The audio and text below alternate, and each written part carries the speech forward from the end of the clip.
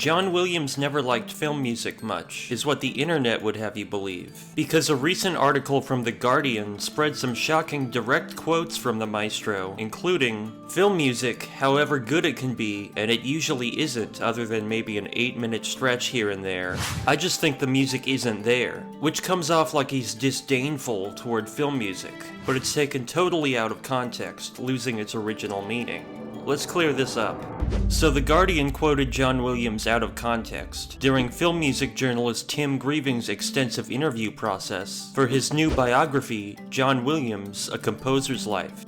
Now, Tim Greiving is a prestigious writer in the film music realm, and my regular viewers should recognize him for interviewing John Powell for the first How to Train Your Dragon score and his use of story themes instead of character themes. However, Greiving was not the writer of the article, bouncing back with his own to clarify.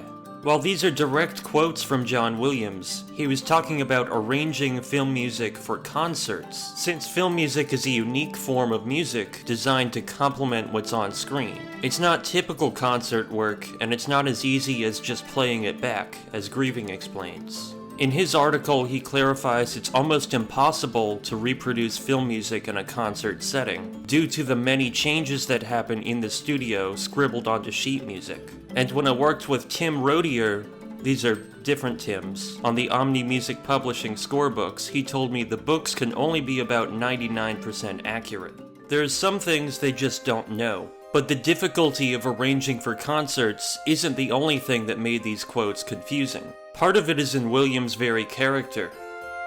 If it isn't obvious, John Williams is incredibly humble and even self-critical, both of which Greiving confirmed in his Reddit AMA, stating that Williams seems to wish he could redo each score, that he thinks he could do a better job with each, that he's always pushing himself as a composer and a person. For him, it wasn't a masterpiece, it was just a job that he gave his all to. We never feel that we've done our best work yet. We always, I think, hope to do the next one better. And he didn't name any current composers as his favorites, because he admires the old masters. They're his main influences. Greiving adds that he comes from a different, pre-computer mind era, and doesn't understand why people would listen to film music as pure music. Although he adds that Williams is aware of how his music has touched people, and he remains grateful.